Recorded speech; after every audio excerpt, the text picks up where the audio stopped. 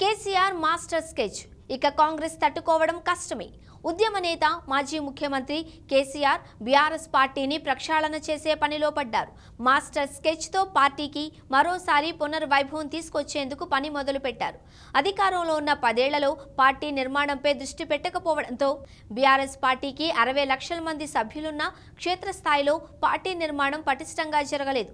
మొన్న పార్లమెంట్ ఎన్నికల సమయంలో కేసీఆర్ చేసిన బస్సు యాత్రలో పార్టీ నిర్మాణంలోని లోపాలను కేసీఆర్ ఆకళింపు చేసుకున్నారు. పార్టీని గ్రామ స్థాయి నుండి పటిష్టపరిచే మాస్టర్ ప్లాన్ సిద్ధం చేశారు. అతి త్వరలో పార్టీ కమిటీలు, అనుబంధ కమిటీలను ప్రకటించబోతున్నారు. అదే సమయంలో తెలంగాణ భవన్ ను కూడా పార్టీ కార్యక్రమాల కోసం సంసిద్ధం చేస్తున్నారు.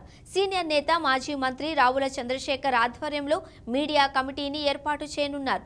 అదేవిధంగా ప్రభుత్వ పనితీరును ఎండగట్టడం కోసం రీసెర్చ్ వింగ్ ను తెలంగాణ భవన్ లో ఏర్పాటు చేయబోతున్నారు. ప్రభుత్వంపై వచ్చే ఫిర్యాదుల కోసం ఒక డెస్క్, అదేవిధంగా పార్టీ కార్యాలయానికి వచ్చే కార్యకర్తల్ని రిసీవ్ చేసుకోవడానికి ఒక రిసెప్షన్ వింగ్ ను ఏర్పాటు చేయనున్నారు. అలాగే ప్రభుత్వం వల్ల ఇబ్బందులు ఎదుర్కొంటున్న కార్యకర్తలకు లీగల్ ఎయిడ్ కోసం ఇప్పటికే కేసీఆర్ 10 కోట్ల రూపాయల నిధిని ప్రకటించారు. గతంలో తెలంగాణ భవన్ కు పెద్దగా తాకిడి ఉండేది కాదు. మంత్రులు, ఎమ్మెల్యేలు ఎప్పుడో కానీ ఇక్కడికి వచ్చేవారు కాదు.